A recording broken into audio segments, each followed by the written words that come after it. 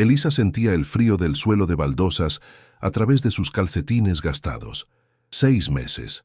6 meses desde que el mundo se había detenido con el chirrido de metal y el silencio repentino al otro lado del teléfono. El taller, el andamio, el accidente. Palabras que ahora resonaban en el apartamento vacío como un eco burlón. Su máquina de coser, su antigua compañera de sustento, acumulaba polvo en un rincón, un monumento a los días en que sus manos creaban y no solo temblaban.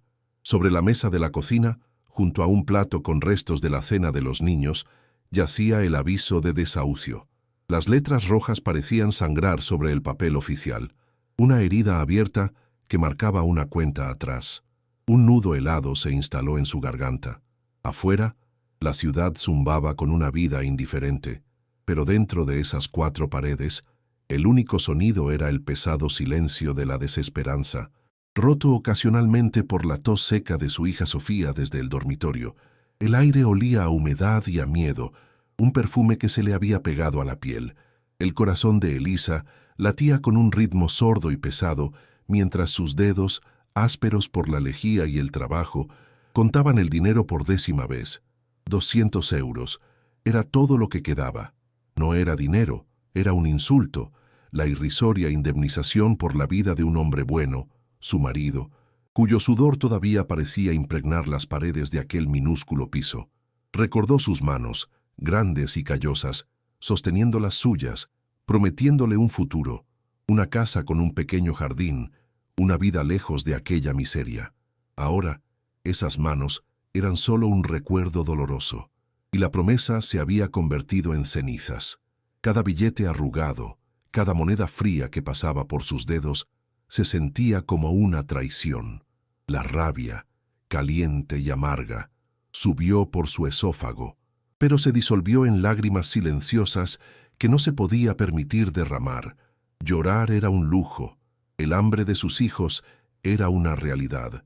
Sintió un vacío en el estómago que no era solo por la falta de comida, era la ausencia de él, de la seguridad, del amor que lo llenaba todo. Desde la pequeña habitación contigua, escuchó la voz de Lucas, su hijo de 10 años. Le leía un cuento a Sofía, su voz más grave de lo que correspondía a su edad, intentando imitar la entonación de su padre. Elisa sintió una punzada de orgullo y una ola de culpa que casi la ahoga. Lucas estaba creciendo demasiado rápido. La infancia se le escapaba mientras asumía una carga que ningún niño debería soportar. Sus ojos, antes llenos de juegos, ahora la observaban con una seriedad preocupante, como si intentara descifrar el mapa de la tristeza en su rostro.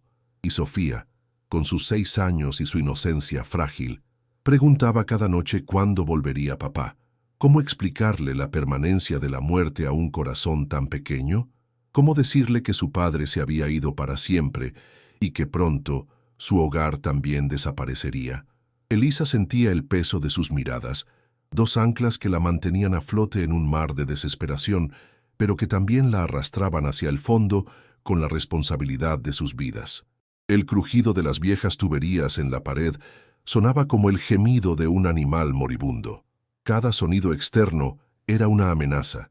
Los pasos pesados en el pasillo. ¿Sería el casero viniendo a exigir el alquiler atrasado? El timbre de la puerta la hacía saltar, el corazón martilleando contra sus costillas. El miedo era una presencia física, una sombra que se alargaba en los rincones del apartamento. Por la noche, cuando los niños finalmente dormían, Elisa se sentaba en la oscuridad, escuchando. Escuchaba el goteo de un grifo que no podía arreglar, el ulular del viento contra la ventana mal ajustada, el latido de su propia sangre en los oídos. Se sentía como una presa acorralada. Las paredes, que una vez representaron un refugio, ahora se sentían como los barrotes de una celda que se encogía día a día. La idea de la calle, del frío, de la intemperie, no era una abstracción, era una imagen vívida. Los rostros de sus hijos, pálidos y asustados, acurrucados contra ella en un portal. La náusea subió a su garganta. Tenía que haber una salida. Tenía que haberla. Se acercó a la ventana y miró las luces de la ciudad que parpadeaban como estrellas frías e inalcanzables. Apoyó la frente en el cristal helado, sintiendo el contraste con la fiebre de su piel. En sus manos, los 200 euros se sentían insignificantes, un puñado de papel contra la inmensidad de su problema. Observó el reflejo de su propio rostro en el cristal oscuro, una mujer de 45 años que parecía tener 100, con ojeras profundas y una mirada vacía. Se preguntó dónde había quedado la joven costurera llena de sueños, la esposa feliz, la madre segura de sí misma. Todo se había desvanecido. Se sentía completamente sola, abandonada en un océano de indiferencia. Este era el punto más bajo, el fondo del abismo. Pero a veces es en la más profunda oscuridad donde se encuentra una inesperada chispa de luz. Una historia sobre cómo la desesperación puede ser el inicio de un increíble misterio. Si quieres saber cómo Elisa lucha por salir de este abismo, suscríbete al canal y activa las notificaciones para no perderte el próximo capítulo. Fue en el fondo de una caja de cartón, mientras buscaba algo, cualquier cosa de valor que pudiera vender, que sus dedos rozaron un papel viejo y quebradizo.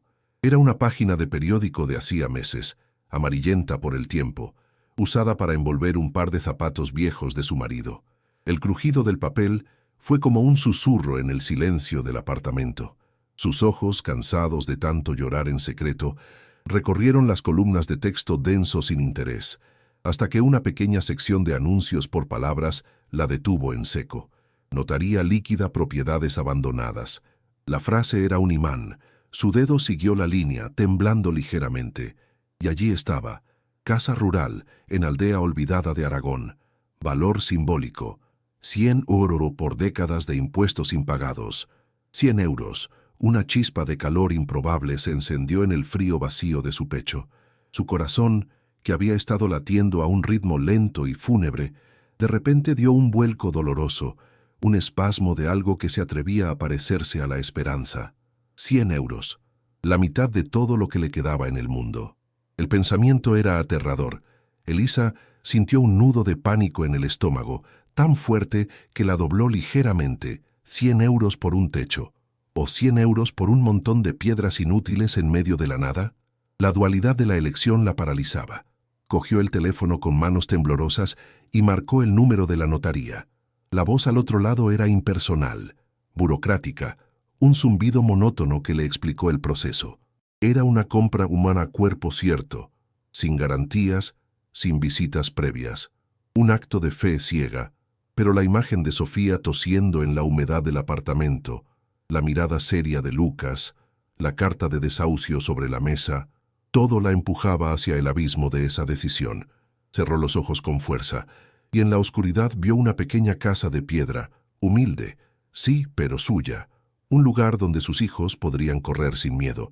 Era un riesgo demencial, pero era el único barco que pasaba junto a su isla de desesperación. El día que fue a la notaría, la ciudad parecía más ruidosa y agresiva que nunca.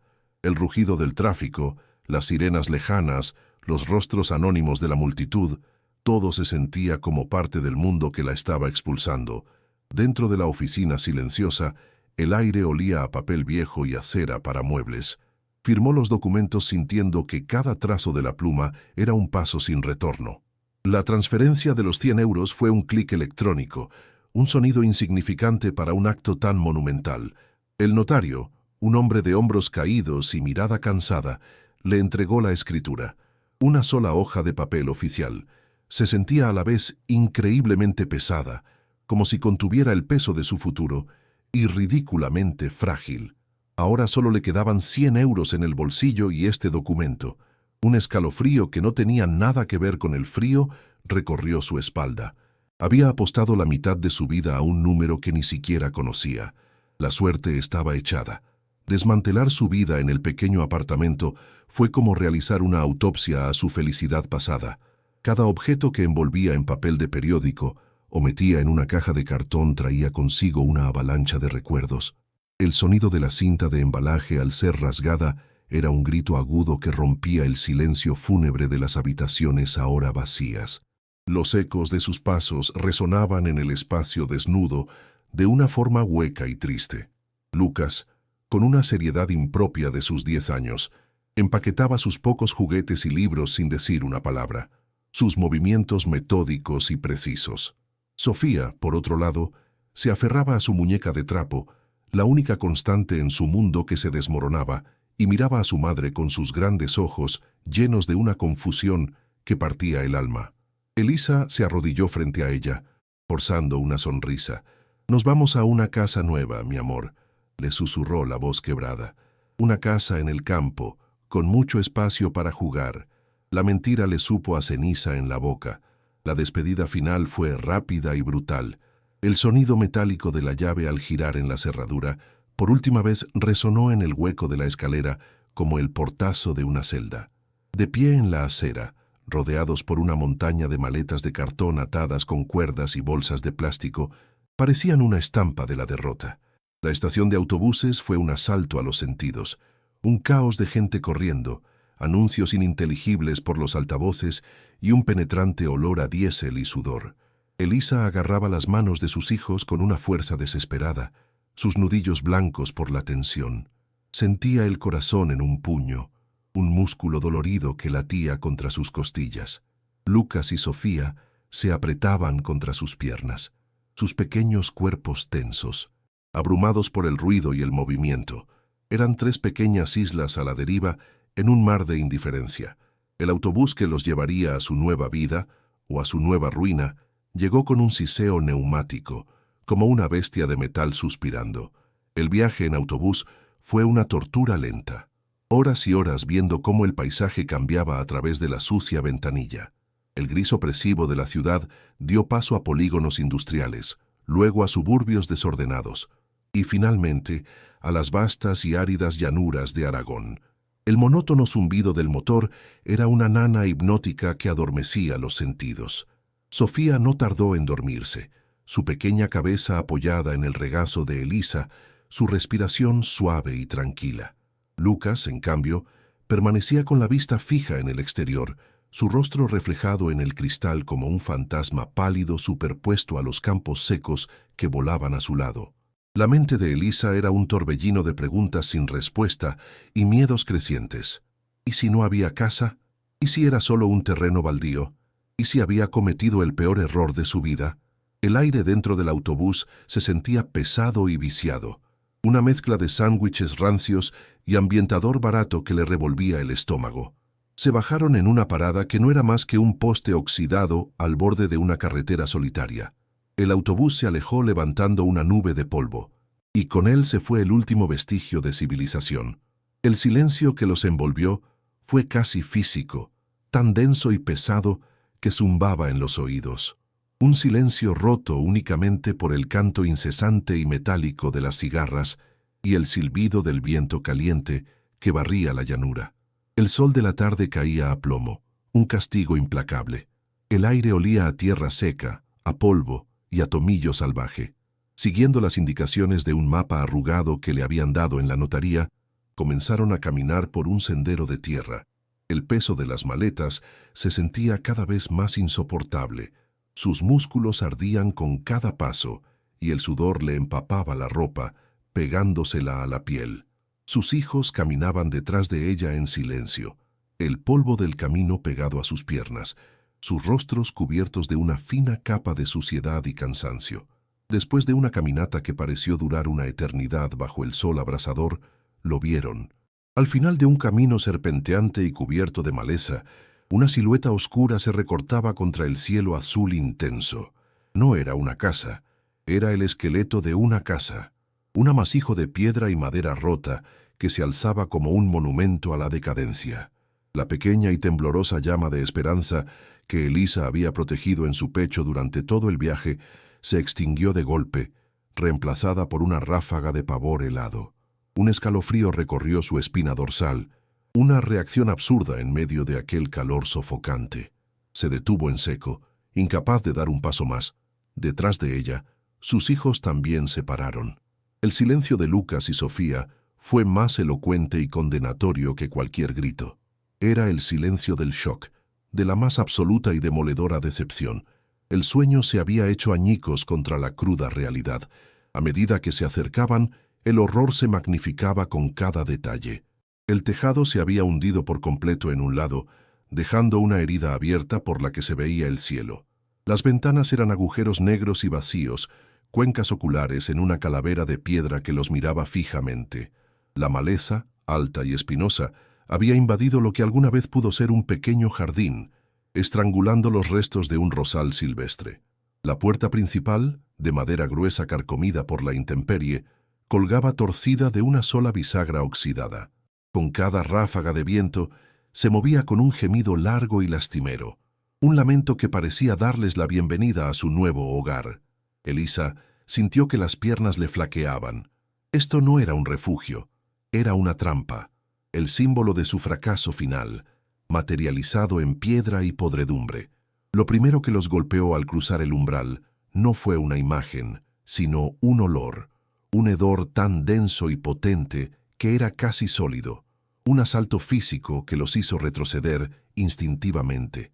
Era una mezcla nauseabunda de humedad estancada, madera podrida, moho y excrementos de animales. El olor penetrante del abandono, de años, quizás décadas, de olvido y descomposición. La náusea subió a la garganta de Elisa, agria y violenta, y tuvo que tragar saliva con fuerza para no vomitar. Sofía, con un pequeño gemido de asco, enterró la cara en la falda de su madre. Lucas, que siempre intentaba mostrarse fuerte, dio un paso atrás, su rostro pálido y una mueca de repugnancia crispando sus labios. El aire mismo dentro de la casa se sentía enfermo, cargado con las esporas de la decadencia. Era el perfume de una tumba. El interior era una visión apocalíptica. El suelo estaba cubierto de escombros del tejado derrumbado, tejas rotas, vigas podridas y trozos de yeso. El revestimiento de las paredes se había desprendido en grandes placas, revelando la piedra oscura y húmeda que había debajo, manchada de verde y negro. Una capa de polvo y suciedad, tan gruesa como un sudario, lo cubría todo. Justo en el centro de la estancia principal, un charco de agua estancada, de un color verdoso y turbio, reflejaba el trozo de cielo gris que se veía a través del agujero en el techo. En el silencio opresivo, se oía el sonido rítmico de una gota de agua cayendo en algún lugar de la penumbra. Gota, gota, gota. Era como el latido de un corazón moribundo, o un reloj enloquecido que marcaba el tiempo de su desesperación. Los ojos de Elisa recorrían frenéticamente la estancia, buscando una sola cosa, un solo rincón que no estuviera arruinado, un solo signo de que aquello podía ser salvable. Pero solo encontraba más y más desolación. Excrementos de rata cubrían el suelo en pequeños montículos oscuros. Telarañas gruesas como el algodón colgaban de las vigas, meciéndose lúgubremente. En una esquina, vio el pequeño cadáver de un pájaro, sus plumas apelmazadas por la suciedad. Pasó una mano por una de las paredes y la retiró cubierta de una sustancia viscosa y fría. Las lágrimas que tanto había luchado por contener finalmente brotaron de sus ojos, calientes y amargas, trazando surcos limpios en la suciedad de sus mejillas. Había gastado la mitad de su dinero, su última oportunidad, en esto. No era una casa, era la materialización de una pesadilla. Se giró para mirar a sus hijos y la visión le partió el corazón. Sofía lloraba abiertamente, pequeños sollozos ahogados de miedo y desconcierto que le sacudían el cuerpo. Lucas estaba de pie, completamente inmóvil, con los puños apretados con tanta fuerza que sus nudillos estaban blancos. Su rostro era una máscara de absoluta traición. Levantó la vista hacia su madre, y por primera vez desde la muerte de su padre, Elisa vio algo más que preocupación en sus ojos. Vio rabia, una rabia fría y acusadora. La pregunta no necesitaba ser formulada, flotaba en el aire denso y viciado entre ellos. ¿Por qué nos has traído aquí? El peso de su mirada silenciosa fue más aplastante que cualquier insulto, más pesado que cualquier carga física que hubiera soportado. Sintió que su propio corazón, ya maltratado y frágil, se rompía en 1000 pedazos. El aislamiento era absoluto, total. Desde el hueco de una de las ventanas, lo único que se veía eran campos interminables de tierra reseca y ni a lo lejos las siluetas azuladas y distantes de unas montañas que parecían indiferentes a su drama. No había otras casas, ni un camino, ni una columna de humo, nada. Estaban completamente solos, a kilómetros de cualquier ayuda o consuelo, y a medida que el sol comenzaba a descender en el horizonte, las sombras dentro de la ruina se alargaban, convirtiendo los montones de escombros en formas monstruosas y amenazantes. El viento, que antes silbaba, ahora aullaba a través de las ventanas rotas, un sonido solitario y desolador que parecía la voz del propio abandono. Esto era infinitamente peor que el apartamento. Allí, al menos, tenían 4 paredes intactas y un techo sobre sus cabezas. Aquí no tenían nada. Elisa se dejó caer de rodillas sobre el suelo sucio. Los bordes afilados de los escombros se clavaron en sus piernas a través de la tela del pantalón, pero apenas sintió el dolor físico. Estaba entumecida. La última gota de su fuerza, de su resistencia, se había evaporado. El viaje agotador, la esperanza frágil, la decepción aplastante, todo había culminado en este momento de derrota absoluta y sin paliativos. Les había fallado. Había sacado a sus hijos de una jaula solo para llevarlos a una tumba abierta. Los 100 euros que le quedaban en el bolsillo se sentían como una broma cruel, una burla a su estupidez. El fondo del abismo que creía haber tocado en la ciudad ahora le parecía un paraíso en comparación. Había caído en un infierno nuevo y más profundo, uno que ella misma había comprado. Un frío húmedo, el frío de la desesperanza, se le instaló en los huesos. Estaba atrapada. Los primeros días no fueron de reconstrucción, sino de pura supervivencia. El instinto más primario se apoderó de Elisa, apagando el dolor agudo y reemplazándolo por una determinación fría y mecánica. Tenían que crear un refugio, un pequeño bastión contra el viento y la inminente noche. La parte menos dañada de la casa era un sótano de piedra, accesible por una escalera desvencijada. Aunque el aire era húmedo y olía a tierra mojada, sus 4 paredes y su techo abovedado estaban intactos, una fortaleza subterránea contra los elementos. Con una energía que nacía de la más absoluta desesperación, Elisa comenzó a trabajar. Sus manos, antes hábiles con la aguja y el hilo, ahora agarraban trozos de madera podrida y piedras, arrojándolos sin miramientos a una esquina. El sonido de los escombros al chocar contra la pared era la única música que acompañaba el ritmo pesado de su respiración. Lucas, viendo la determinación casi maníaca de su madre, se unió a ella en silencio. Su pequeño cuerpo moviéndose con una eficiencia sombría que le rompió el corazón a Elisa. Decidieron convertir el sótano en su base de operaciones. Era su única opción viable. La estancia principal estaba a cielo abierto, y las habitaciones superiores eran una trampa mortal de vigas inestables. El sótano, en cambio, ofrecía una seguridad precaria pero real. Pasaron 2 días limpiando un rincón. El trabajo era agotador y monótono.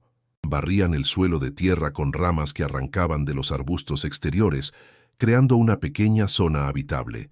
Sofía, demasiado pequeña para ayudar, se sentaba acurrucada en una vieja manta que habían salvado, observándolos con sus grandes ojos, una espectadora silenciosa de la lucha de su familia. Por la noche, el frío del sótano era penetrante, un frío húmedo que se calaba hasta los huesos.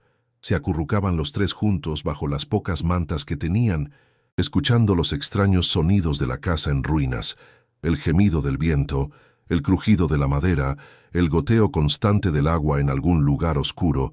Eran los sonidos de su nueva y desoladora vida. El sótano era un mundo en sí mismo, un laberinto de sombras y olores. La única luz provenía de la puerta abierta de la escalera y, más tarde, de una vela que Elisa racionaba con extremo cuidado. La llama parpadeante arrojaba sombras danzantes sobre las paredes de piedra, que parecían moverse y respirar en la penumbra. El olor dominante era el del moho, un perfume terroso y antiguo, mezclado con el olor metálico del agua estancada. El silencio era casi absoluto, solo roto por sus propios movimientos. Cada paso levantaba pequeñas nubes de polvo, cada palabra resonaba de forma extraña en el espacio cerrado. Elisa se sentía como si estuvieran en una cripta, enterrados en vida. El mundo exterior, con su sol y su cielo, parecía un recuerdo lejano. Aquí abajo, el tiempo se había detenido. Solo existía el presente, la tarea inmediata, el siguiente escombro que levantar, el siguiente rincón que barrer en un intento fútil de imponer orden en el caos. El trabajo se convirtió en una rutina. Elisa se concentraba en las tareas más pesadas, su cuerpo dolorido moviéndose con una obstinación que ignoraba el agotamiento. Lucas, por su parte, había asumido la tarea de explorar los rincones más inaccesibles. Quizás era la curiosidad natural de un niño de 10 años, o quizás una forma de escapar de la sombría realidad que los rodeaba. Se metía en los recovecos oscuros, sorteando pilas de trastos viejos y oxidados, buscando cualquier cosa que pudiera ser útil. Elisa lo observaba de reojo, su corazón dividido entre el miedo a que se hiciera daño y el alivio de verlo actuar, por fin, como un niño, aunque fuera en un entorno tan lúgubre. Un día, mientras Elisa intentaba apuntalar una estantería podrida, Lucas se aventuró hacia la parte más profunda y oscura del sótano, un área que aún no habían despejado, donde el suelo de tierra daba paso a unas toscas losas de piedra. Fue allí, en la penumbra más densa, donde la historia cambió su curso. Lucas, distraído por el rastro de un insecto en la pared, no vio una pila de ladrillos sueltos y tropezó. Su cuerpo cayó hacia adelante con un grito ahogado. El sonido de su caída fue seco y sordo, seguido por el ruido hueco de algo de madera golpeando contra la piedra. Elisa se giró al instante, el corazón martilleando en su pecho con un pánico helado. «¡Lucas!», gritó, su voz resonando en el sótano. Corrió hacia él, tropezando con sus propios pies en la oscuridad. Lo encontró en el suelo, frotándose la rodilla, pero con los ojos fijos no en su herida, sino en el lugar donde había caído. Había aterrizado con todo su peso sobre una de las losas del suelo, pero esta no era una losa de piedra. Era una tabla de madera ancha y oscura, ahora ligeramente levantada por un lado, rompiendo la uniformidad del suelo. El impacto la había desencajado de su lugar. Elisa se arrodilló junto a él, su preocupación por la caída de Lucas inmediatamente eclipsada por la extrañeza de lo que veía. «¿Estás bien?», le preguntó, su mano temblorosa en su hombro. Él asintió sin apartar la vista de la tabla. «Mamá, mira», susurró, su voz cargada de una emoción que Elisa no había oído en semanas. La curiosidad. La tabla de madera era claramente distinta al resto del suelo. Era más oscura, de un tipo de madera diferente, y no parecía estar asentada con mortero, sino simplemente encajada. Un escalofrío recorrió la espalda de Elisa. La casa había guardado un pequeño secreto. Sin decir una palabra, usando sus uñas rotas y luego la punta de una varilla de metal que encontró entre los escombros, empezó a hacer palanca en el borde de la tabla.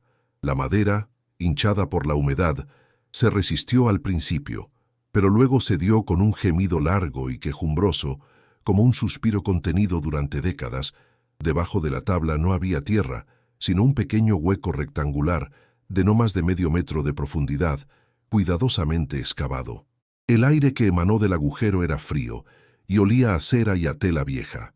El corazón de Elisa latía con una fuerza descontrolada, un tambor en el silencio del sótano.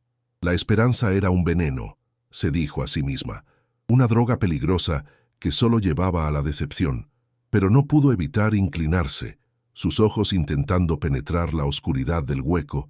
Lucas se apretó contra ella, su respiración contenida. Con una mano temblorosa, Elisa tanteó el interior. Sus dedos rozaron una superficie lisa y cerosa, fría al tacto. Era un paquete, envuelto en lo que parecía ser una tela encerada y fuertemente atado con un cordel áspero. No era grande, pero se sentía sorprendentemente pesado en su mano mientras lo sacaba a la luz temblorosa de la vela. Se sentaron en el suelo sucio, el pequeño paquete entre ellos como si fuera una bomba a punto de estallar. Sofía, atraída por el cambio de atmósfera, se acercó gateando y los observó en silencio. El cordel estaba viejo y podrido, y se rompió con un simple tirón. Elisa desenvolvió con cuidado las capas de tela encerada. El material estaba rígido y quebradizo por el paso del tiempo, y crujía con cada movimiento. Capa tras capa, la tela reveló su contenido. No era un tesoro de joyas brillantes ni un fajo de billetes. Era algo mucho más simple y, en cierto modo, más misterioso. Descansando en el último trozo de tela, había una única llave. Era grande y pesada, forjada en hierro negro, con la cabeza en forma de trébol y un diseño intrincado en la tija. Una capa de óxido rojo cubría gran parte de su superficie, un testimonio silencioso de los años que había pasado oculta en la oscuridad y la humedad. Lucas la cogió con reverencia. En sus manos pequeñas, la llave parecía un artefacto de un cuento de hadas, una reliquia de un tiempo olvidado. Elisa la observó, sintiendo una mezcla de emociones confusas. Un escalofrío de anticipación recorrió su espina dorsal, pero fue seguido inmediatamente por una oleada de escepticismo. Era solo una llave, probablemente de una puerta o un baúl que se había podrido hacía mucho tiempo. Otra falsa esperanza, otro callejón sin salida. Aún así, la presencia de aquel objeto, deliberadamente escondido, era una anomalía. Alguien se había tomado la molestia de protegerlo, de ocultarlo del mundo. ¿Por qué? La pregunta flotaba en el aire denso del sótano, un nuevo misterio que se superponía a la miseria de su situación. Por primera vez en mucho tiempo, la mente de Elisa no estaba ocupada por el hambre o el frío, sino por un enigma. La llave se convirtió en una obsesión silenciosa. Durante el día siguiente, la lógica y la esperanza lucharon una batalla en la mente de Elisa. Mientras continuaba con las tareas de supervivencia, su mirada volvía una y otra vez al pesado objeto de hierro que ahora descansaba sobre una repisa de piedra. ¿Abriría algo? ¿O era solo un pedazo de metal viejo, un eco de un pasado que no tenía nada que ver con ella? Finalmente, la curiosidad pudo más que el miedo a la decepción. Con la llave en la mano y Lucas siguiéndola como una sombra, comenzó la búsqueda. Probaron la llave en la cerradura destrozada de la puerta principal. No encajaba. La probaron en las puertas interiores que aún se mantenían en pie, sus cerraduras oxidadas y atascadas. Ninguna cedió. La frustración comenzó a instalarse, fría y familiar. Era exactamente como había temido, otro callejón sin salida. La casa ruinosa no tenía muchos secretos aparentes. No había cofres en los rincones ni armarios con cerraduras intactas. La búsqueda se volvió cada vez más desesperada y fútil. Elisa sentía que la mirada de Lucas la seguía, cargada de una esperanza infantil que ella ya no se atrevía a sentir. Cada vez que la llave no encajaba, cada vez que se topaban con otra puerta que no abría, sentía una punzada de fracaso. Era como si el universo se estuviera burlando de ella, ofreciéndole un acertijo sin solución. La llave, que al principio había parecido un símbolo de posibilidad, ahora se sentía como una carga, un recordatorio constante de su impotencia. Al final del día, agotada y desanimada, Elisa dejó la llave sobre una piedra. «Es inútil», murmuró para sí misma, la voz ronca por el polvo y la decepción. El pesado silencio del sótano pareció confirmar sus palabras. Pasaron varios días. La vida en la ruina continuó su curso monótono y brutal. La llave de hierro permaneció donde Elisa la había dejado, acumulando una fina capa de polvo, un extraño ídolo en su altar de piedra. Se había convertido en parte del paisaje de su miseria. A veces, Elisa la miraba y sentía una punzada de la emoción inicial, pero la aplastaba rápidamente. No podía permitirse soñar. Tenía que concentrarse en lo real, encontrar leña, asegurarse de que el agua de lluvia que recogían en un cubo estuviera limpia, racionar la poca comida que les quedaba. Pero la pregunta seguía latente en el fondo de su mente, un susurro persistente en las largas noches silenciosas. ¿Por qué esconder una llave si no habría nada? La lógica del acto seguía molestándola, una pieza de un rompecabezas que no encajaba en ninguna parte. Una noche, incapaz de dormir por el frío y el sonido del viento que aullaba como un lobo fuera de la casa, Elisa se levantó. El hambre le roía el estómago, una sensación a la que ya casi se había acostumbrado. Sus hijos dormían, acurrucados juntos para darse calor. A la luz parpadeante de la última vela, sus ojos se posaron en la llave. Se acercó y la cogió. El metal estaba helado al tacto, su peso sólido y real en la palma de su mano. La giró una y otra vez, observando los detalles de su diseño a la luz danzante. La cabeza en forma de trébol, las muescas en la tija. Era una llave hecha para durar, para abrir algo importante. Y entonces, un pensamiento la golpeó con la fuerza de una revelación. Un pensamiento tan simple que se preguntó cómo no se le había ocurrido antes. Estaba buscando una cerradura visible. ¿Y si la cerradura, como la propia llave, también estaba escondida? La idea se apoderó de ella con una fuerza renovada, una sacudida de adrenalina que la despertó por completo. El corazón comenzó a latirle más rápido. No era una esperanza ingenua esta vez, era una posibilidad lógica. Si te tomas la molestia de esconder una llave bajo el suelo, es porque la cerradura que abre tampoco está a la vista. Al día siguiente, la búsqueda comenzó de nuevo, pero esta vez con un propósito diferente. Ya no buscaban puertas ni cofres, buscaban una anomalía, una imperfección. Empezaron a recorrer las paredes del sótano, golpeándolas suavemente con una piedra, escuchando un cambio en el sonido que pudiera indicar un hueco detrás. Palpaban cada centímetro de la piedra fría y húmeda, buscando una grieta que no fuera natural, una junta que pareciera demasiado perfecta. Era un trabajo minucioso y agotador, y la mayor parte del tiempo solo encontraban piedra sólida y humedad. La frustración volvió a asomar, pero esta vez Elisa no se rindió. La lógica del secreto la impulsaba. El escondite tenía que estar en el sótano. Era el lugar más seguro, el corazón de la casa. ¿Dónde esconderías algo de valor supremo? Su mirada se posó en la chimenea. Era una estructura maciza de piedra y ladrillo que ocupaba una pared entera del sótano, un coloso negro y silencioso.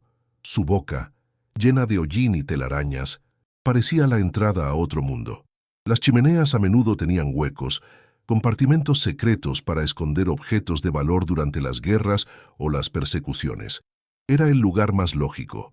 Se acercó, su corazón latiendo con una mezcla de miedo y expectación. El aire alrededor de la chimenea era aún más frío, y un olor a ceniza vieja y hollín flotaba a su alrededor. Comenzó a examinar la base de la chimenea, ladrillo por ladrillo. La mayoría estaban cubiertos de una gruesa capa de hollín y mugre, firmemente asentados en su mortero centenario. Pasó sus dedos por la superficie áspera, sintiendo el frío de la piedra.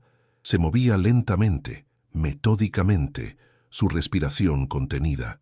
Sus dedos estaban negros de suciedad, sus rodillas doloridas por estar arrodillada en el suelo de piedra. Estaba a punto de rendirse, pensando que era otra idea equivocada, cuando sus dedos rozaron un ladrillo que se sentía diferente. La textura era ligeramente más lisa, y los bordes parecían más definidos, menos desgastados que los de sus vecinos. Lo empujó suavemente, no se movió. Lo empujó con más fuerza, nada. Entonces, recordó cómo había abierto la tabla del suelo. Usando la punta de la varilla de metal, la introdujo en la fina junta de mortero que rodeaba el ladrillo. Hizo palanca. Hubo un ligero crujido, un sonido de mortero seco al romperse. El ladrillo se movió, apenas 1 milímetro, pero se movió. Elisa sintió que el aire se le atascaba en los pulmones. Con los dedos temblorosos, tiró del ladrillo hacia ella. Se deslizó hacia afuera con una suavidad inesperada, revelando una cavidad oscura y rectangular en su lugar. Y dentro de esa cavidad, en el corazón de la oscuridad, había una pequeña placa de metal con un agujero en el centro. Una cerradura. Estaba casi negra por el tiempo, camuflada perfectamente en la sombra. Un sudor frío brotó en la frente de Elisa. El pulso martilleaba en sus sienes, tan fuerte que temía que despertara a los niños. Con una mano que apenas podía controlar, acercó la pesada llave de hierro a la cerradura oculta. El mundo pareció reducirse a ese único punto, a ese inminente contacto entre el metal y el misterio. La llave se deslizó en la cerradura con una suavidad asombrosa, como si volviera a casa después de un largo exilio. Encajaba a la perfección. Elisa contuvo la respiración y giró la llave. No hubo un clic fuerte, sino un sonido profundo y metálico, el chasquido de un mecanismo pesado que no se había movido en décadas. Un clanqui sordo que pareció resonar en los cimientos mismos de la casa. Por un momento, no pasó nada. Luego, con un chirrido agudo de metal contra piedra, una sección del suelo de losas justo delante de la chimenea se hundió ligeramente. No era una losa, era una trampilla, una pesada puerta de piedra y metal perfectamente disimulada en el suelo, cuyo contorno ahora era apenas visible. La cerradura no abría una puerta, sino el propio suelo bajo sus pies. Se arrodilló y buscó un borde por donde tirar. Encontró una pequeña hendidura, apenas suficiente para meter los dedos. Tiró con todas sus fuerzas. La trampilla era increíblemente pesada. Sus músculos gritaron en protesta. La espalda se le tensó hasta el límite del dolor. Lucas, que había estado observando todo el proceso con los ojos desorbitados, se unió a ella, añadiendo su escasa fuerza a la de su madre. Juntos tiraron, con un gemido prolongado y agónico de bisagras oxidadas que protestaban por su despertar. La trampilla comenzó a levantarse. Un soplo de aire viciado y seco salió del agujero. Un aliento que olía a polvo, a tela de arpillera y a algo más. Un olor metálico y antiguo. Finalmente, la trampilla cedió y cayó hacia atrás con un golpe sordo contra el suelo de piedra, revelando una escalera de madera que descendía a una oscuridad aún más profunda. Elisa encendió otra preciosa vela y se asomó al borde del agujero. La escalera parecía frágil. Dudó solo un instante. El misterio era ahora una fuerza demasiado poderosa para ser ignorada. Le dijo a Lucas que se quedara arriba con Sofía y comenzó a descender con sumo cuidado. Cada peldaño crujía bajo su peso, amenazando con romperse. El compartimento no era grande, una pequeña bodega excavada bajo el sótano. El aire aquí era seco, a diferencia de la humedad de arriba, y a la luz parpadeante de la vela, lo vio. El suelo de la pequeña cámara estaba cubierto de pequeños sacos, docenas de ellos, hechos de arpillera áspera, atados en la parte superior con un cordel. Estaban dispuestos en filas ordenadas, cubiertos por una gruesa capa de polvo, como pequeños soldados dormidos esperando órdenes. Su corazón latía con una violencia que le dolía en el pecho. ¿Qué podían contener? ¿Granos? ¿Semillas? Se acercó a uno de los sacos y lo tocó.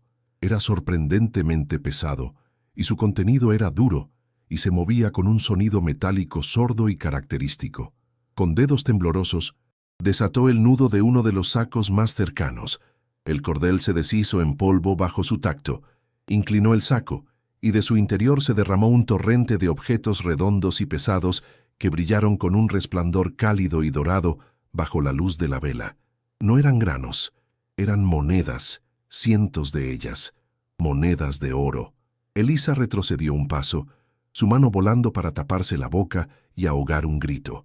La realidad de lo que estaba viendo era demasiado abrumadora para procesarla. Se sentía como si hubiera caído dentro de un sueño febril. Se dejó caer de rodillas, el suelo duro y frío bajo ella. Cogió un puñado de monedas. Eran pesadas, frías, absolutamente reales. Las dejó caer a través de sus dedos, escuchando el tintineo musical que hacían al chocar entre sí, un sonido de riqueza inimaginable que resonaba en la pequeña cámara secreta. Recorrió con la mirada el resto de los sacos, decenas de ellos. Una fortuna que desafiaba toda lógica y comprensión, escondida bajo el suelo de la casa más miserable y ruinosa que jamás había visto. Las lágrimas comenzaron a brotar de sus ojos de nuevo, pero esta vez no eran de desesperación. Eran lágrimas de shock, de incredulidad, de una liberación tan repentina e intensa que se sentía como un dolor físico. Pasó de la miseria más absoluta a una riqueza de cuento de hadas en el lapso de un minuto. Mientras sus ojos se acostumbraban a la penumbra y a la abrumadora visión del oro, notó algo más. Debajo de la última fila de sacos, en el fondo del compartimento, había un pequeño hueco en la pared. Dentro, cuidadosamente colocados, había dos objetos. Se acercó, su mente todavía aturdida por el descubrimiento del oro, y los sacó. El primero era un diario. Estaba encuadernado en cuero oscuro, desgastado por el tiempo, pero aún intacto. Sus páginas, al abrirlas, estaban llenas de una escritura apretada y elegante, la tinta desvaída por los años. El segundo objeto era un fajo de documentos, amarillentos y frágiles, atados con una cinta roja que se había vuelto casi marrón. El sello en la portada del fajo le heló la sangre. Eran letras mayúsculas, estampadas con tinta morada, confidencial, y debajo, un nombre que evocaba los peores fantasmas del pasado de España, Brigada Político-Social. De repente, el oro perdió su brillo.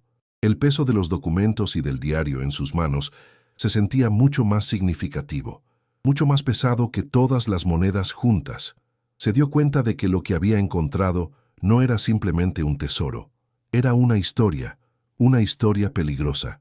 El oro no era una fortuna caída del cielo, estaba intrínsecamente ligado a estos papeles, a la persona que los había escondido con tanto cuidado. Un sudor frío le recorrió la espalda. El misterio de la casa no terminaba con el descubrimiento del oro. Al contrario, acababa de empezar, y Elisa tuvo la terrible premonición de que acababa de desenterrar un secreto que algunas personas querrían que permaneciera enterrado para siempre, junto con los huesos de quien lo guardó. La alegría del descubrimiento se evaporó, reemplazada por un nuevo tipo de miedo, más profundo y oscuro que el de la pobreza. De vuelta en la cripta subterránea, con la luz de la vela danzando sobre el oro, Elisa sintió un frío que no tenía nada que ver con la temperatura del sótano. El tintineo de las monedas era un sonido hueco, desprovisto de la alegría que debería haberle traído. Su atención se centró por completo en los otros objetos. El diario de cuero y el fajo de documentos eran más pesados que el oro, cargados con el peso de una historia desconocida, con manos que aún temblaban, no por la emoción del hallazgo, sino por un nuevo tipo de pavor. Abrió el diario. El olor a papel viejo, a cuero curado y a tinta desvanecida, llenó el aire confinado, un perfume de secretos y tiempo detenido. La primera página contenía un nombre, Javier, y una fecha, 1975. Su corazón comenzó a latir con un ritmo sordo y pesado mientras sus ojos se esforzaban por descifrar la primera línea, escrita con una caligrafía elegante pero apresurada, como si el autor estuviera corriendo contra el tiempo. Era el presentimiento de estar abriendo una tumba. «He recibido hoy el último cargamento de esperanza», leyó Elisa en voz baja. Las palabras resonaron en la cámara secreta, extrañas y solemnes. El diario no hablaba de dinero ni de oro. Hablaba de esperanza. Elisa sintió un escalofrío recorrerle la espina dorsal. Pasó las páginas con un cuidado infinito, temiendo que se deshicieran en polvo bajo sus dedos. La tinta, en algunos lugares, estaba desvaída, manchada por lo que parecían ser gotas de agua, o quizás lágrimas. Javier escribía con una pasión que trascendía los años. Describía la casa no como una vivienda, sino como la última estación, un santuario secreto en una España oscura y temerosa. Hablaba de noches de vigilia, del sonido del viento como un presagio y de la constante tensión de esperar. Elisa se dio cuenta de que no estaba leyendo un simple diario. Estaba escuchando la voz de un fantasma, un hombre que había convertido su hogar en una fortaleza para un propósito mucho más grande que él mismo. La verdad sobre el oro se reveló en una entrada fechada en el invierno de 1974, y la comprensión golpeó a Elisa con la fuerza de una ola helada. El oro no era un tesoro español. Javier describía cómo las monedas, acuñadas en diferentes países europeos, habían sido contrabandeadas a través de los Pirineos. Pertenecían a familias judías, hombres y mujeres que habían confiado sus últimas posesiones a la resistencia antes de ser arrastrados por la pesadilla del Holocausto. El oro no era para enriquecer a nadie. Su propósito era sagrado: financiar la huida de presos políticos de las cárceles de la dictadura franquista, comprarles un pasaje hacia el exilio y la libertad. El corazón de Elisa se encogió en su pecho. El oro que yacía a sus pies no era un golpe de suerte, era un depósito sagrado, un testamento de sacrificio y una promesa hecha a los muertos y a los perseguidos. Se sintió como una profanadora, una intrusa en un lugar santo. Cogió un puñado de monedas de nuevo. Ahora se sentían diferentes en su mano. Ya no eran simples discos de metal. Cada una tenía una historia. Podía casi sentir el miedo y la desesperación de las familias que las entregaron, la valentía de los contrabandistas que arriesgaron sus vidas en las montañas nevadas, la angustia de los prisioneros políticos que soñaban con la libertad. Las monedas no representaban riqueza, sino vidas, vidas salvadas y vidas perdidas. Un nudo se formó en su garganta, y esta vez no era de hambre ni de desesperación por su propia situación. Era una emoción más profunda, una conexión con un dolor histórico que ahora, de repente, se sentía terriblemente personal. El oro era una responsabilidad abrumadora. Dejó caer las monedas en el saco, y el sonido ya no fue musical, sino el eco sordo de un deber que no había pedido y que no sabía cómo cumplir. Con las manos todavía temblando, apartó el diario y cogió el fajo de documentos oficiales. El sello de la Brigada Político-Social parecía mirarla desde el papel amarillento, un ojo maligno de un pasado que muchos querían olvidar. El aire pareció enfriarse aún más. Desató la cinta roja, ahora tiesa y quebradiza, y desplegó la primera hoja. El lenguaje era frío, burocrático, pero las atrocidades que describía eran nauseabundas. Eran informes de vigilancia, transcripciones de interrogatorios, listas de elementos subversivos. Los nombres de personas comunes estaban junto a acusaciones de actividades contra el régimen. Elisa sintió que la náusea subía por su garganta. Estaba sosteniendo en sus manos la maquinaria administrativa del terror, la prueba documentada de la crueldad humana disfrazada de orden y ley. El papel se sentía contaminado, manchado por el sufrimiento que representaba. Las páginas eran un catálogo de la brutalidad. Informes detallados de detenciones en mitad de la noche, de palizas, de torturas que el autor describía con una escalofriante falta de emoción. Elisa leyó sobre aplicación de electrodos, submarino, plantones de días enteros.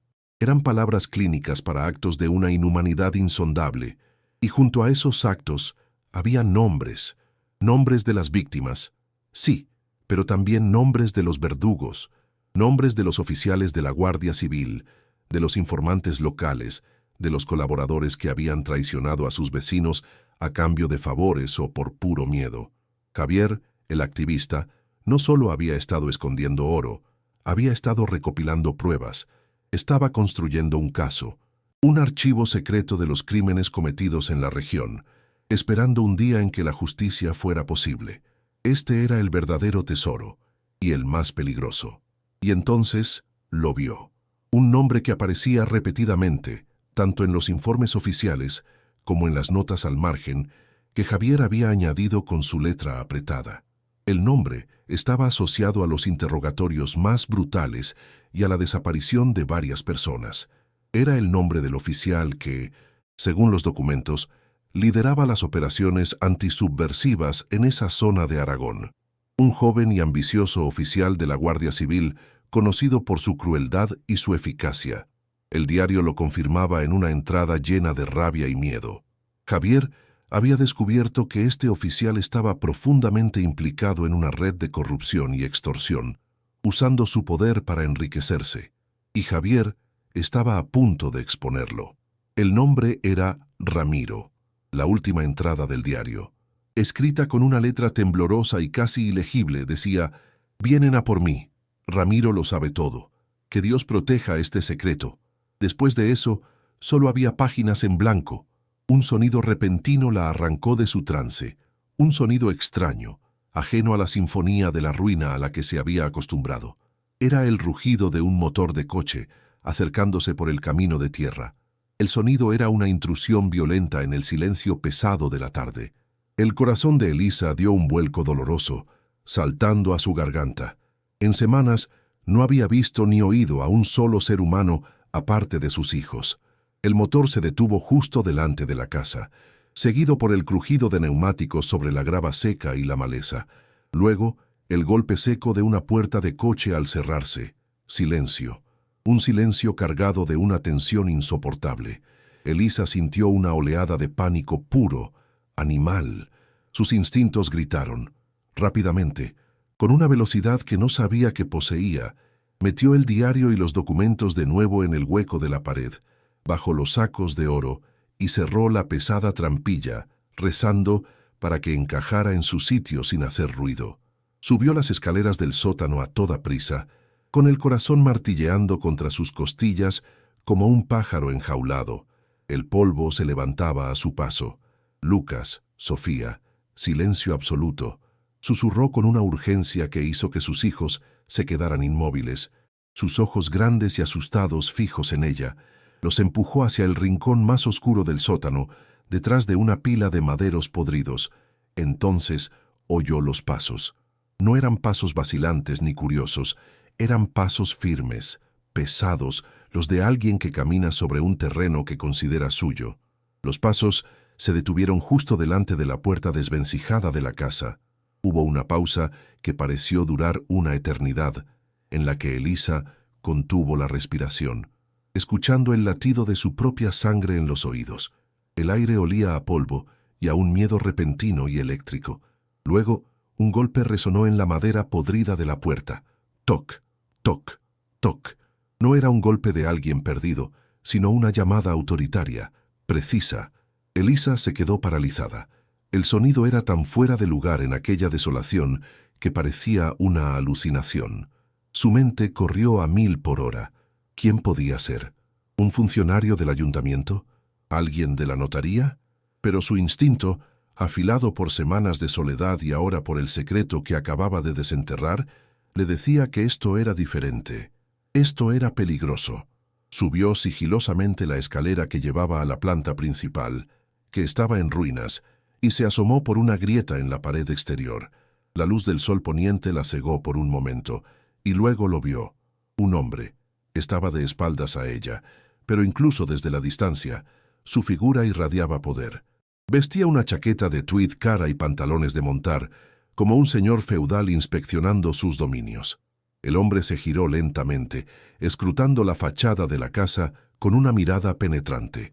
Era un anciano, probablemente de unos 80 años, con el pelo completamente blanco y la piel curtida por el sol. Pero no había nada de frágil en él. Su postura era erguida, sus hombros anchos, y su rostro, aunque surcado de arrugas, era una máscara de autoridad implacable. Sus ojos, pequeños y brillantes como fragmentos de hielo, se movían con una inteligencia fría y calculadora, absorbiendo cada detalle de la ruina. Elisa sintió que se le helaba la sangre. Había una familiaridad terrible en esa presencia, una conexión que su mente luchaba por establecer. Y entonces recordó el nombre del diario, Ramiro, el joven y cruel oficial de la Guardia Civil. El tiempo había blanqueado su pelo y arrugado su piel, pero Elisa estaba segura.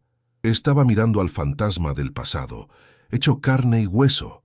«Hola», gritó el hombre. Su voz, aunque envejecida, era fuerte y resonante, acostumbrada a dar órdenes. «¿Hay alguien ahí? Me han dicho que alguien ha comprado esta vieja ruina». La voz tenía un tono falsamente cordial, un barniz de amabilidad sobre un núcleo de acero. Elisa no se movió. Su cuerpo entero se había convertido en un nudo de tensión. ¿Qué hacía él aquí? ¿Cómo sabía que ella había comprado la casa? Las preguntas se agolpaban en su mente, cada una más aterradora que la anterior.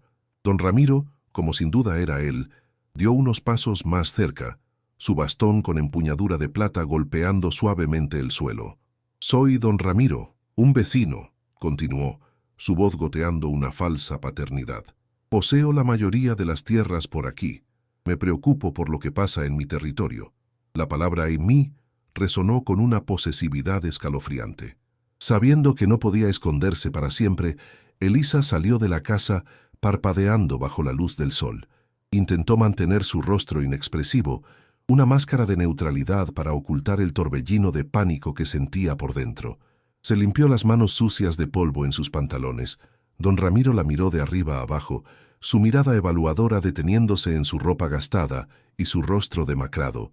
Una sonrisa condescendiente se dibujó en sus labios. «Pobre mujer», dijo, con un tono de falsa compasión que hizo que a Elisa se le revolviera el estómago. «Veo que le han engañado. Esta casa no es más que un montón de piedras, no es lugar para una mujer, y he oído que tiene hijos». La mención de sus hijos fue como un golpe físico. Era una advertencia. Él sabía de ella. Había investigado. «Escuche», continuó don Ramiro, acercándose un paso más. El olor de su cara loción de afeitar, cara y cítrica, era una bofetada en el aire polvoriento. «Soy un hombre de negocios, pero también tengo corazón. Verla aquí, en esta situación, me parte el alma. Quiero ayudarla. Le ofrezco 20.000 euros por esta propiedad. Ahora mismo. En efectivo». La cifra la dejó sin aliento. 20.000 euros. Hace unas horas, Esa suma habría sido la respuesta a todas sus plegarias, una salvación milagrosa. Pero ahora, sabiendo lo que yacía bajo sus pies, la oferta era un insulto, un intento de comprar su silencio y robar un legado de sangre y esperanza por una miseria. Elisa vaciló, la mente en blanco, incapaz de formular una respuesta. Luchaba por mantener la calma, por no dejar que el conocimiento del secreto se reflejara en sus ojos. La vacilación de Elisa no pasó desapercibida. La sonrisa de don Ramiro se desvaneció y por una fracción de segundo la máscara de benefactor cayó, revelando el depredador que había debajo. Sus ojos se endurecieron, volviéndose fríos y afilados. Su mirada se desvió de Elisa hacia los campos secos y cubiertos de maleza que rodeaban la casa, y luego de vuelta a la madera podrida de la estructura. Su voz, cuando volvió a hablar, era un murmullo bajo y sibilante, cada palabra una gota de veneno. Una pena, dijo lentamente, casi para sí mismo. Estas tierras abandonadas a veces tienen mala suerte, suelen incendiarse por accidente. La amenaza era inequívoca, tan clara como si le hubiera puesto un cuchillo en el cuello. El aire se cargó de una tensión mortal. ¿Qué harías en su lugar? ¿Aceptarías el dinero para asegurar un futuro para tus hijos, huyendo de un peligro que no te corresponde? ¿O te quedarías para luchar por una justicia que ha esperado décadas, arriesgando tu vida y la de tu familia? Cuéntanos en los comentarios qué decisión tomarías. El coche de don Ramiro se alejó, su rugido desvaneciéndose en la distancia y dejando tras de sí un silencio más pesado y amenazante que cualquier ruido. Elisa se quedó inmóvil, clavada en el suelo, mientras las palabras del anciano resonaban en su cabeza. Suelen incendiarse por accidente. No era una sugerencia, era una sentencia. El sol poniente teñía las nubes de un rojo sangriento, pintando la casa en ruinas con tonos de fuego y premonición. Sintió un frío glacial recorrerle la espalda. A pesar del calor sofocante del atardecer, el olor a polvo y a tomillo salvaje, que antes le había parecido rústico, ahora olía a ceniza y a peligro. El pánico, una bestia que había mantenido a raya, se despertó en su interior, arañando las paredes de su estómago. Sus hijos. La imagen de sus rostros asustados la golpeó con la fuerza de un puñetazo. La amenaza no era solo para ella, era para ellos. Su vulnerabilidad era su arma contra ella. El miedo era una mordaza que le impedía gritar, un veneno que paralizaba sus miembros. Elisa corrió hacia el interior de la casa, su corazón martilleando contra sus costillas con una furia descontrolada. Tropezó en la oscuridad del sótano y casi cayó por la escalera. Lucas y Sofía la miraron, sus ojos grandes y llenos de preguntas silenciosas. Vieron el terror en su rostro y el pánico se contagió. Sofía comenzó a sollozar en voz baja. Un sonido que era como una aguja en el corazón de Elisa. «Mamá, ¿qué pasa? ¿Quién era ese hombre?», preguntó Lucas, su voz temblorosa pero intentando sonar valiente. Elisa lo abrazó con una fuerza desesperada, enterrando su rostro en el pelo de su hijo. No podía decirles la verdad, no podía transferirles ese miedo puro y absoluto, pero ellos lo sentían, lo olían en el aire, lo veían en la forma en que sus manos temblaban, en la manera en que sus ojos saltaban hacia la puerta, esperando el regreso del monstruo. Tenía que sacarlos de allí, tenía que actuar. La pasividad ya no era una opción, significaba la muerte. La decisión se formó en su mente, no como un pensamiento lógico, sino como un instinto de supervivencia animal. Recordó un nombre, una conversación escuchada de pasada en el bar del pueblo más cercano al que había ido a comprar pan y leche hacía unos días. Hablaban de un anciano, don Ignacio, el cartero jubilado que había recorrido aquellos caminos durante 50 años. Lo sabe todo, tiene la memoria de un elefante, había dicho el dueño del bar. Era una pajita en un huracán, una posibilidad remota, pero era la única que tenía. No podía ir a la Guardia Civil. Ramiro era uno de ellos, o lo había sido. Su poder, incluso retirado, se sentía como una red invisible que cubría toda la comarca.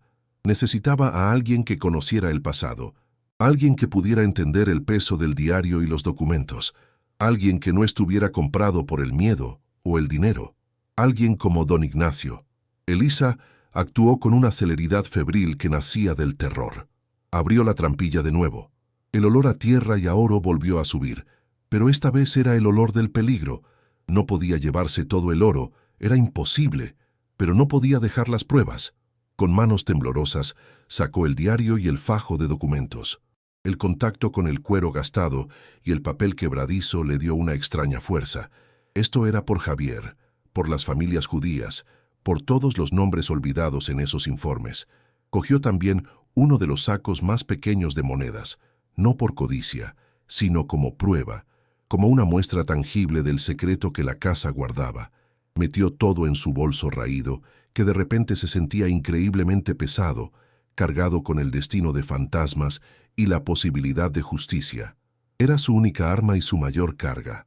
El peso de la historia ahora descansaba sobre sus hombros. Esperó a que la oscuridad fuera casi completa. La luna, una fina astilla de plata, ofrecía poca luz. Con los niños agarrados de sus manos, sus pequeños cuerpos temblando de frío y miedo, salió de la casa en ruinas, no por la puerta principal, sino por un hueco en la pared trasera que daba directamente al monte bajo. Cada paso era una tortura. Las ramas espinosas de los arbustos se enganchaban en su ropa, arañando su piel. El sonido de los grillos era un zumbido ensordecedor, y cada chasquido de una ramita bajo sus pies sonaba como un disparo en la noche. Miró hacia atrás una vez, a la silueta oscura y rota de la casa, su prisión y su santuario. Se sentía como una fugitiva, huyendo no solo de un hombre, sino de un pasado que la había alcanzado a través de las décadas. El aire de la noche era fresco, pero ella sudaba, un sudor frío de puro terror. El camino hacia el pueblo era una prueba de fe ciega. El pueblo era un puñado de luces temblorosas en la inmensidad de la noche. Un perro ladró a su paso, un sonido que hizo que Elisa y los niños se encogieran. Preguntó por don Ignacio a la primera persona que vio, una mujer anciana que regaba unas macetas en su porche. La mujer la miró con curiosidad, sus ojos recorriendo su aspecto desaliñado y los rostros asustados de los niños. El cartero vive al final de la calle, la casa con la bugambilla en la puerta, dijo lentamente, su voz áspera. Elisa le dio las gracias y corrió, arrastrando a los niños.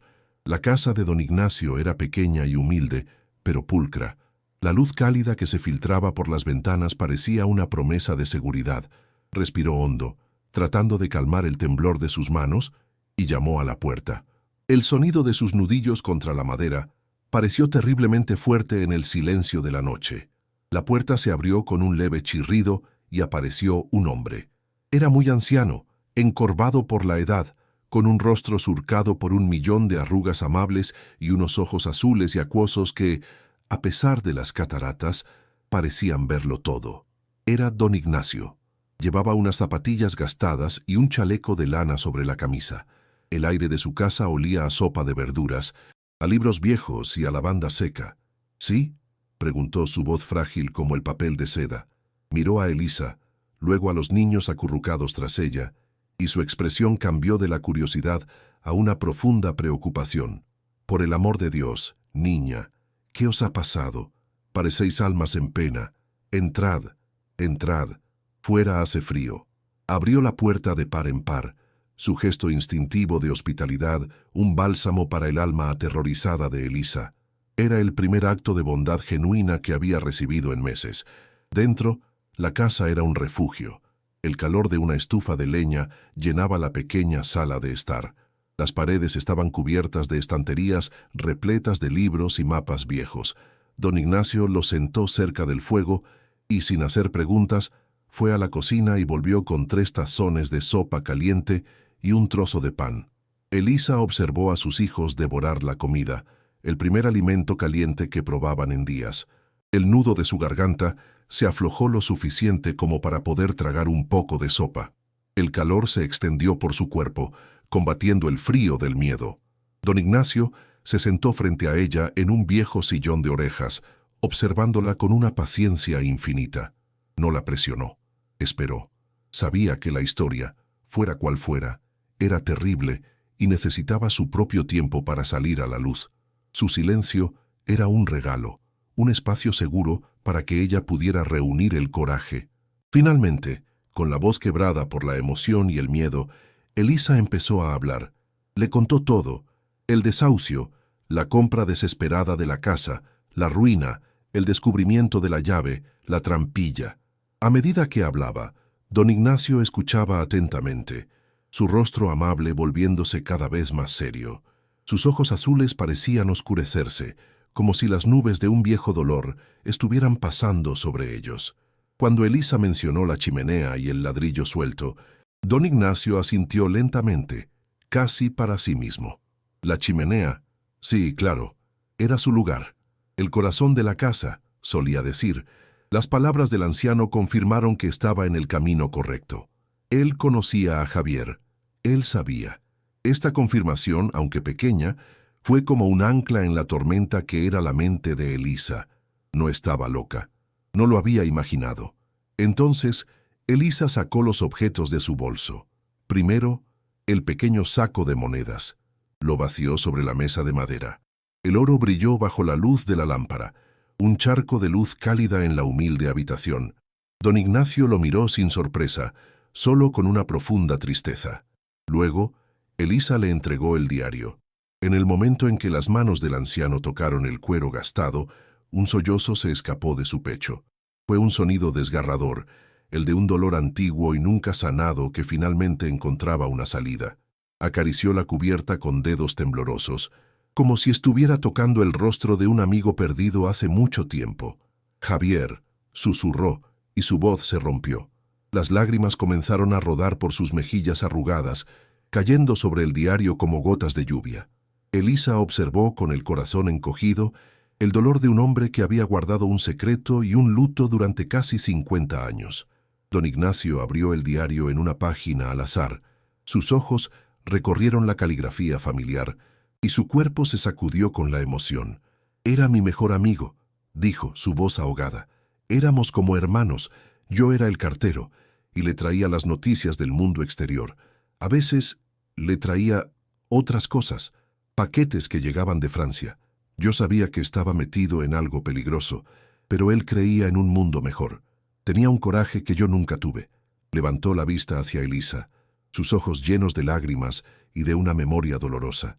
La noche que desapareció, yo debía ir a verle. Tuvimos una discusión.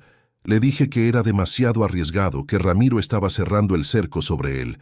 Me pidió que esperara unos días. Fui un cobarde, le hice caso. Si hubiera ido esa noche, quizás... Su voz se apagó, perdida en el laberinto de los remordimientos. Elisa entonces mencionó el nombre. Don Ramiro. Ha estado en la casa, hoy. Me ha ofrecido dinero y me ha amenazado. Al oír el nombre, el dolor en el rostro de don Ignacio se transformó en algo más duro. Se transformó en una ira fría y antigua. Apretó los puños sobre la mesa, sus nudillos blancos. Ese demonio, siseó, la palabra cargada de un veneno acumulado durante décadas. Así que finalmente ha olido el oro otra vez. Ese hombre no tiene alma. Se inclinó hacia adelante. Sus ojos azules ahora eran dos fragmentos de hielo, los mismos que Elisa había visto en el propio Ramiro. Pero estos ardían con justicia, no con crueldad. La máscara de anciano frágil se había desvanecido, revelando al guardián de una historia terrible, a un testigo que había esperado medio siglo para poder hablar. «Lo que el diario no te cuenta, niña», continuó don Ignacio con voz grave, «son los detalles de esa noche. A mí me los contó un guardia civil joven, un chico del pueblo al que le remordía la conciencia años después, antes de morir. Ramiro no se limitó a capturar a Javier. Lo llevó a un viejo almacén en las afueras, lo ató a una silla y lo torturó. Personalmente, la palabra torturó cayó en el silencio de la habitación como una piedra en un pozo. Elisa sintió que la sangre se le helaba en las venas. La brutalidad impersonal de los documentos se había vuelto de repente horriblemente personal, con un rostro y un nombre.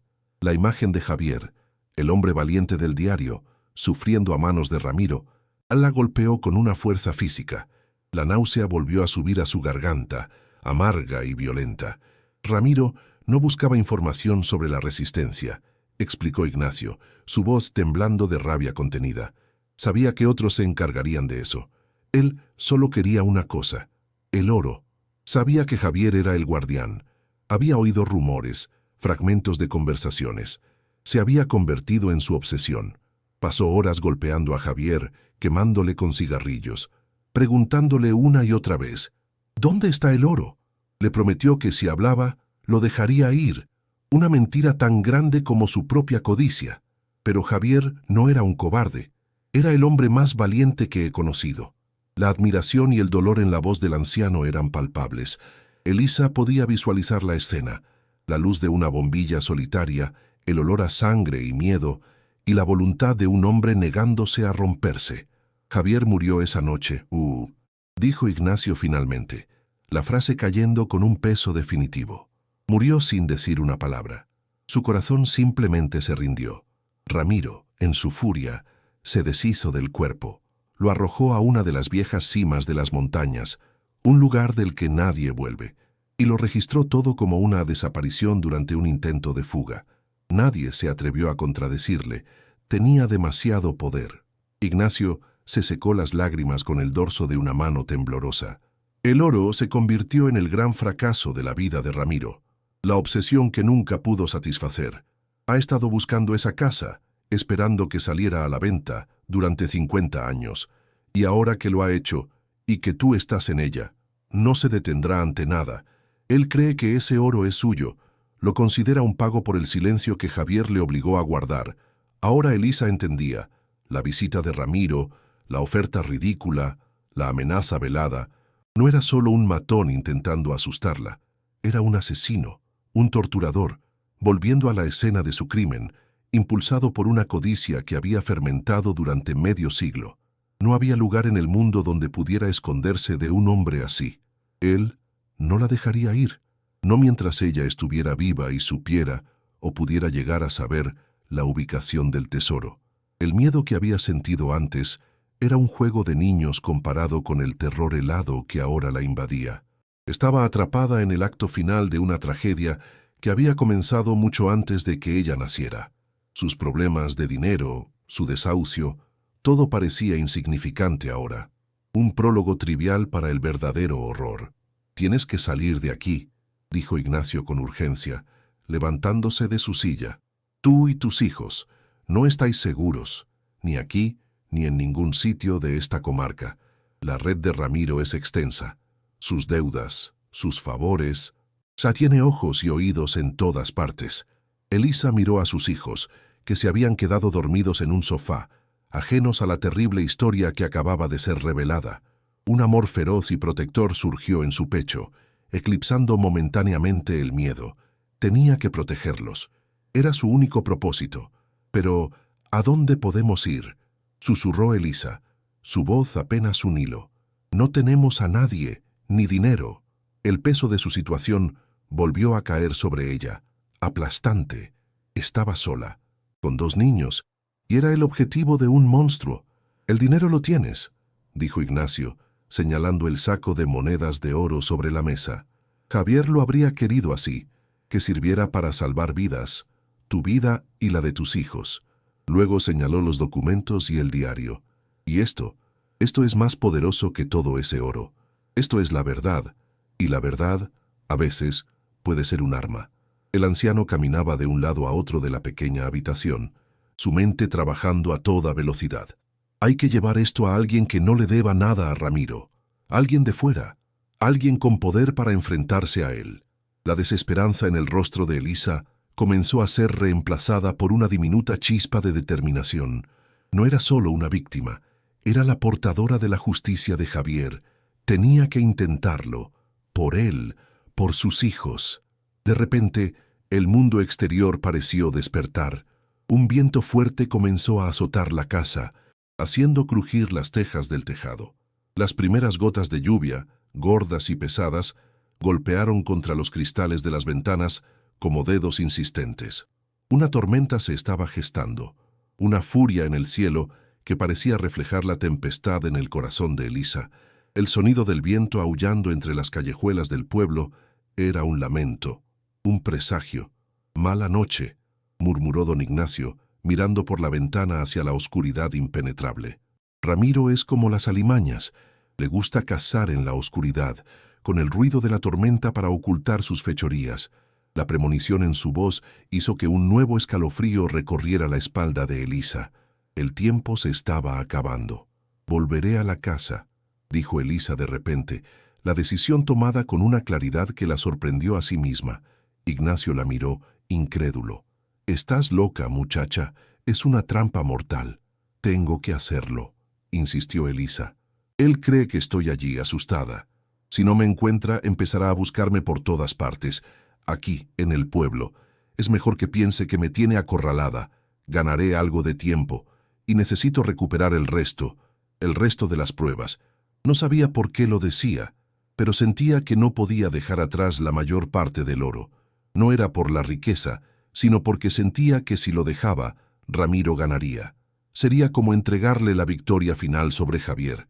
Era una idea irracional, nacida del miedo y la adrenalina, pero se aferró a ella. Ignacio vio la determinación de acero en sus ojos y supo que no podía disuadirla. «Entonces, escúchame bien», dijo, agarrándola por los brazos. «No te enfrentes a él. Eres más lista. Usa la oscuridad. Usa el terreno que no conocen. Tu objetivo no es luchar, es sobrevivir. Sobrevivir y huir. Coge lo que necesites y desaparece en la noche. Yo haré algo desde aquí. Usaré mis viejos contactos. Pero necesito tiempo». La lluvia arreciaba ahora, golpeando el tejado con una furia creciente. Un trueno retumbó en la distancia, haciendo vibrar los cristales de las ventanas. La tormenta había llegado, y con ella, Elisa sabía, llegaría también don Ramiro. La carrera contra el tiempo había comenzado. El camino de vuelta a la casa fue una pesadilla. La lluvia caía a cántaros, una cortina de agua helada que la empapaba hasta los huesos y convertía el sendero de tierra en un barrizal resbaladizo. Llevaba a Sofía en brazos, cuyo pequeño cuerpo temblaba incontrolablemente, y agarraba la mano de Lucas con una fuerza desesperada. El viento aullaba como un alma en pena, arrancando gemidos de los árboles y casi derribándolos a cada paso. Cada relámpago iluminaba el paisaje por una fracción de segundo, revelando un mundo deformado y fantasmal, lleno de sombras que se movían. El bolso con el diario y el oro golpeaba contra su cadera, un recordatorio constante del peligro que la impulsaba hacia adelante.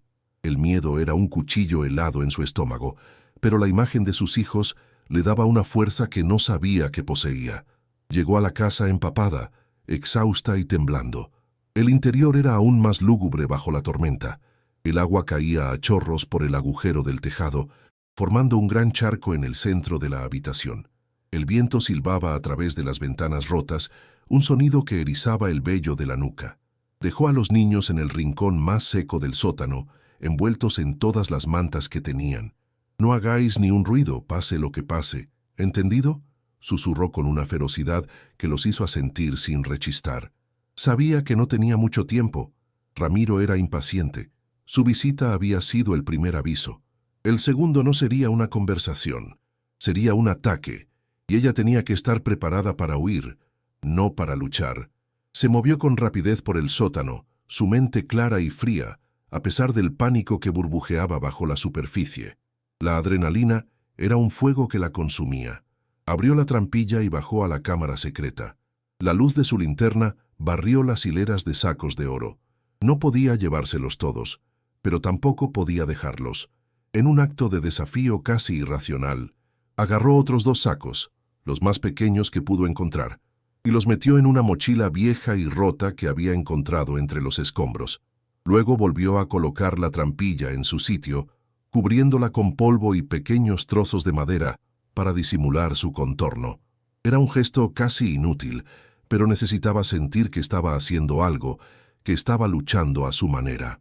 Preparó una ruta de escape. La ventana trasera de lo que una vez fue la cocina estaba rota, pero el marco era lo suficientemente grande como para pasar. Daba a la parte más densa del bosque, un laberinto de árboles y maleza que sería difícil de transitar, pero que también ofrecería cobertura. Se aseguró de que el camino estuviera despejado de escombros. Colocó una silla vieja debajo para poder subir fácilmente. Tenía el bolso con el diario y las pruebas colgado en bandolera, y la mochila con los sacos de oro lista para ser cogida en cualquier momento. Su corazón latía al ritmo frenético de la tormenta. Cada trueno la hacía sobresaltar. Cada ráfaga de viento sonaba como pasos acercándose. Estaba acorralada. Era una presa esperando a los cazadores. Y entonces los oyó. Por encima del rugido de la tormenta, un sonido que no pertenecía. El motor de un vehículo. Un motor pesado, como el de una furgoneta. Se acercaba por el camino de tierra, sus luces barriendo el paisaje en la oscuridad lluviosa. El motor se detuvo bruscamente frente a la casa. El corazón de Elisa se detuvo con él. Se apagaron las luces. Silencio. Solo el sonido de la lluvia y el viento. Era un silencio peor que el ruido.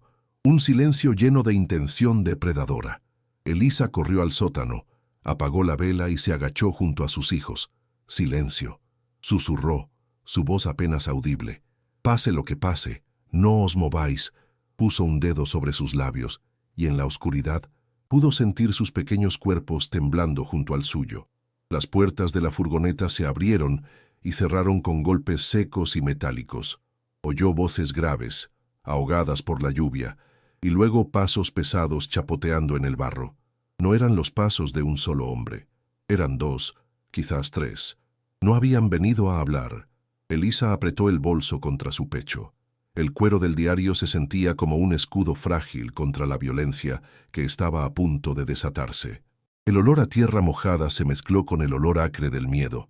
Contuvo la respiración, cada músculo de su cuerpo tenso como un resorte, esperando el impacto.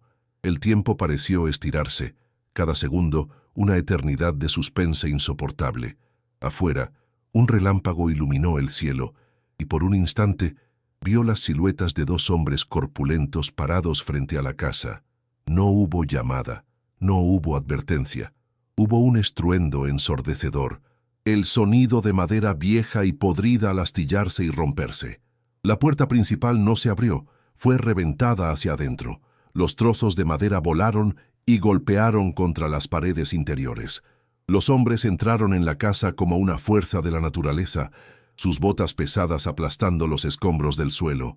«¡Elisa!», gritó una de las voces, una voz áspera y brutal. «Sabemos que estás aquí. El viejo nos ha dado una orden muy clara. O sales por las buenas, o te sacamos a rastras, y no te gustará la segunda opción». La voz retumbó en la casa en ruinas, un eco de pura brutalidad. Elisa se encogió en la oscuridad, protegiendo a sus hijos con su propio cuerpo. Empezaron a destrozar el lugar. El sonido de los muebles viejos siendo volcados, de las pocas cosas que quedaban siendo hechas añicos, llenaba el aire. Era un caos de violencia sonora. Busquen en todas partes. Tiene que estar aquí, y encuentren el oro. Oír la palabra joro confirmaba que Ignacio tenía razón. Esa era la única razón. La vida de ella y la de sus hijos no valían nada para ellos. Eran solo un obstáculo entre Ramiro y su obsesión.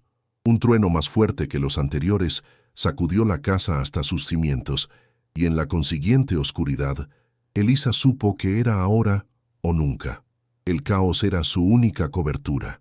La tormenta era su única aliada. Se levantó, cogió la mochila y con un gesto rápido, indicó a Lucas que la siguiera llevando a Sofía. El ruido de arriba era ensordecedor. Los hombres gritaban, rompían cosas, su frustración creciendo. Usando la oscuridad como un manto, Elisa subió sigilosamente las escaleras del sótano y se arrastró por el suelo de la planta principal, lejos de donde estaban los hombres. El corazón le latía con tanta fuerza que temía que lo oyeran por encima de la destrucción. Llegó a la ventana trasera que había preparado. Con un último esfuerzo, subió a la silla y ayudó a Lucas a pasar a Sofía al otro lado. Luego ayudó a Lucas a salir. Finalmente, pasó ella misma, rasgándose la ropa en un clavo oxidado. Por un momento, estuvo colgando, y luego cayó al barro frío del exterior. Libres, por ahora, pero el bosque era un laberinto oscuro y hostil. La lluvia les cegaba y el viento los empujaba. «¡Corre, Lucas, corre!», gritó Elisa por encima del rugido de la tormenta. Sin mirar atrás, se adentró en la espesura del bosque, con las ramas arañando su rostro y sus manos. El miedo era un combustible que quemaba en sus venas. Corría a ciegas, tropezando con raíces, cayendo y levantándose, arrastrando a sus hijos con ella. Solo tenía un pensamiento en su mente, un faro en la noche de terror: la casa de don Ignacio, la casa con la luz cálida y el olor a libros viejos. Él era su única esperanza. Detrás de ellos oyeron un grito de rabia. «¡No está! ¡Se ha escapado!». Elisa no se detuvo. Corrió más rápido, huyendo de los fantasmas del pasado y de los monstruos del presente, llevando consigo el peso de la justicia en un bolso raído. La puerta se abrió de golpe, y Elisa irrumpió en la pequeña sala de estar de don Ignacio como una aparición surgida de la tormenta. El agua goteaba de su pelo y de su ropa, formando un charco en el suelo de baldosas. Detrás de ella, Lucas y Sofía, pálidos y temblando, se aferraban a sus piernas. El terror en sus ojos era un grito silencioso. Don Ignacio se levantó de un salto, derribando su taza de té. El olor a miedo, a lluvia y a barro se mezcló con el aroma a lavanda y a libros viejos de la casa. Sin una palabra, el anciano los envolvió en mantas secas, sus manos arrugadas moviéndose con una urgencia que desmentía su edad. Miró el bolso empapado que Elisa apretaba contra su pecho y asintió. Su rostro una máscara de sombría determinación. No había tiempo para el consuelo, solo había tiempo para la acción. La seguridad de aquel refugio era frágil, y los lobos estaban afuera, hambrientos y enfurecidos por su presa perdida. Cada segundo que pasaba era un segundo que Ramiro ganaba para organizar su cacería. El tiempo se había convertido en su enemigo más inmediato. Ignacio se dirigió a un rincón oscuro de la habitación, donde bajo una vieja manta reposaba un equipo que parecía pertenecer a otro siglo. Una radio de aficionado, con sus grandes diales y su micrófono de baquelita. El zumbido del aparato al encenderse llenó el silencio, seguido por el crepitar de la estática, un sonido como de fuego en la distancia. «Tengo un sobrino en Madrid», dijo Ignacio, sin apartar la vista de la radio. «No es un abogado cualquiera, es fiscal de la Audiencia Nacional. Trabaja en casos de memoria histórica. Se llama Miguel». Sus dedos, sorprendentemente ágiles, giraron los diales, buscando una frecuencia entre el ruido de la tormenta. «No podemos usar el teléfono. Las líneas de aquí. Ramiro tiene oídos en todas partes. Pero esta vieja radio, esta habla un idioma que sus matones no entienden». El zumbido se convirtió en un pitido agudo mientras Ignacio comenzaba a transmitir en código Morse. Una llamada desesperada a través de la noche y la tempestad, un puente de ondas de radio entre el pasado y la única posibilidad de futuro. «Alfa, Lima, aquí, Nido del Águila. ¿Me recibes, Miguel? Es urgente». La voz de Ignacio, ahora firme y clara, cortó la estática. Tras unos momentos de tensión que parecieron eternos, una voz lejana respondió, distorsionada por la distancia y la tormenta. «Te recibo, tío Ignacio. ¿Qué ocurre?». Elisa se arrodilló junto a la radio y, con la voz quebrada por el llanto y la adrenalina, relató la historia al fiscal invisible. Le habló del diario de Javier, de las listas de la Brigada Político-Social, del oro de los refugiados, de la amenaza de Ramiro y del asalto a la casa. Cada palabra era una pieza de un rompecabezas de horror que había permanecido oculto durante 50 años. Le describió los documentos, el nombre de Ramiro asociado a la tortura y al asesinato, la prueba tangible de un crimen que la historia oficial había enterrado. El fiscal al otro lado escuchó en un silencio absoluto, un silencio que no era de incredulidad, sino de una comprensión profunda y escalofriante de la magnitud de lo que estaba oyendo. «No se muevan de ahí, bloqueen la puerta, no abran a nadie». La voz del fiscal Miguel era ahora puro acero, un instrumento de la ley puesto en marcha. La ley de memoria democrática nos da jurisdicción.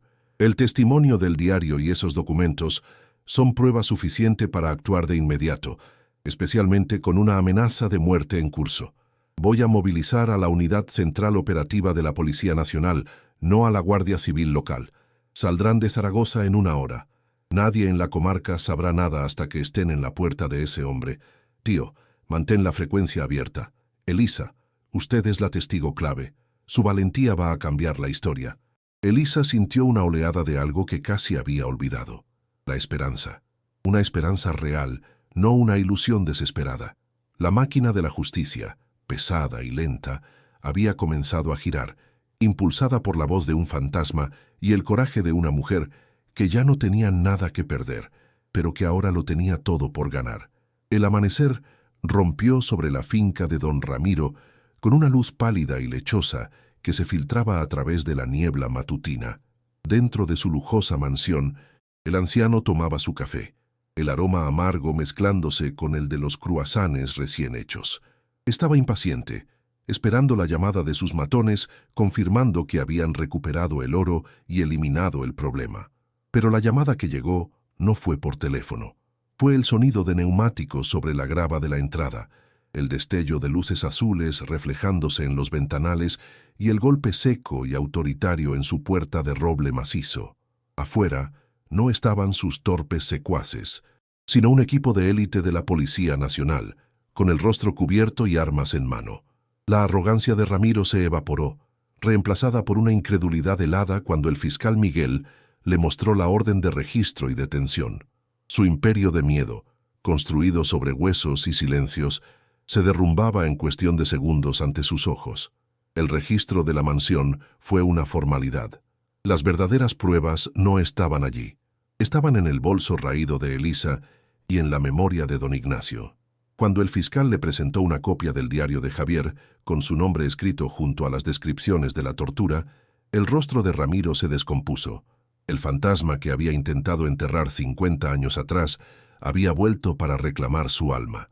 El sonido de las esposas al cerrarse sobre sus muñecas fue un chasquido metálico y definitivo, un eco tardío del mecanismo de la cerradura que Elisa había girado en el sótano.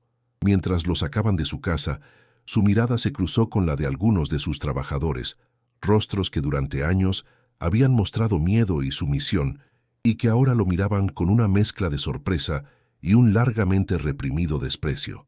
La noticia de su arresto corrió por la comarca como un reguero de pólvora, liberando a la gente no solo de un tirano, sino del pesado silencio del miedo que había durado generaciones.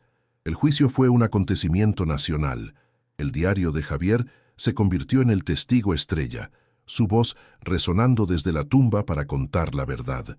Los documentos de la Brigada Político-Social, corroborados por el testimonio de don Ignacio y la investigación del fiscal, eran irrefutables.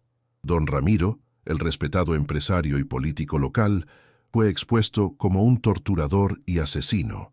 Fue condenado a cadena perpetua por secuestro, tortura y asesinato, en una sentencia histórica amparada por la Ley de Memoria Democrática. Su caída fue total y absoluta, y con él cayeron otros nombres de su red de corrupción, limpiando la comarca de una sombra que la había asfixiado durante medio siglo. La justicia, aunque tardía, había sido implacable. La historia de Javier y de las víctimas del régimen finalmente recibía el reconocimiento y la dignidad que se les había negado durante tanto tiempo. Elisa asistió a cada día del juicio, un testigo silencioso cuyo coraje había hecho posible todo aquello. La cuestión del oro fue compleja. Al no tener herederos legales directos y ser producto de un crimen histórico internacional, el tribunal se enfrentó a una decisión sin precedentes. En una resolución final, el juez dictaminó que, dado que el oro había sido el catalizador para descubrir crímenes contra la humanidad y que Elisa había arriesgado su vida y la de sus hijos para llevar las pruebas a la justicia, se le concedía la posesión legítima de la totalidad de la fortuna. No fue presentado como un premio, sino como una compensación por el terror sufrido y como un reconocimiento a su papel fundamental en la resolución de un crimen histórico. Para Elisa, el dinero ya no era una fantasmal fortuna de cuento de hadas. Era un legado, una herramienta para reconstruir su vida y para honrar la memoria de aquellos a quienes una vez perteneció. El peso del oro se transformó del miedo a la responsabilidad y de la responsabilidad a la oportunidad de crear un futuro brillante sobre los cimientos de un pasado oscuro. Un año después, la casa en ruinas era irreconocible. La piedra había sido limpiada y restaurada. Las ventanas tenían cristales nuevos que brillaban bajo el sol de Aragón, y del tejado, ahora completo, salía una alegre columna de humo de la chimenea. El aire ya no olía a moho y a podredumbre, sino al perfume de la tierra mojada por el riego. a la madera de pino de los muebles nuevos y al pan que se horneaba en la cocina. En la habitación principal, donde antes había un charco de agua estancada, ahora había una gran mesa de madera maciza, y en un rincón soleado, Elisa se sentaba frente a una moderna máquina de coser industrial. Sus manos, antes temblorosas y ásperas, se movían ahora con la confianza y la habilidad de una artista, creando no remiendos para sobrevivir, sino hermosas prendas para su nueva pequeña empresa de confección. La miseria del apartamento de la ciudad era un recuerdo borroso, una vida que le había pertenecido a otra persona. Lucas ya no tenía la mirada seria de un adulto preocupado. Leía un libro de aventuras en un cómodo sillón, con el rostro relajado y lleno de la curiosidad propia de su edad. Sofía, cuya tos había desaparecido con el aire limpio y la buena alimentación, corría por un jardín lleno de flores y hortalizas, su risa clara mezclándose con el canto de los pájaros. Elisa había cumplido la promesa rota de su marido, pero había hecho más. Con una parte del dinero, había creado la Fundación Javier, dedicada a ayudar a las víctimas olvidadas del régimen y a financiar investigaciones sobre la memoria histórica. La casa, antes un símbolo de su desesperación más profunda, se había convertido en un faro de esperanza y en un monumento a la justicia. Su historia, una vez enterrada en el abismo del olvido, había encontrado finalmente la luz. Si te apasionan las increíbles historias de resiliencia y justicia, donde los secretos son desenterrados y los destinos reescritos, suscríbete a nuestro canal y activa las notificaciones, porque cada rincón olvidado esconde una historia que espera ser contada.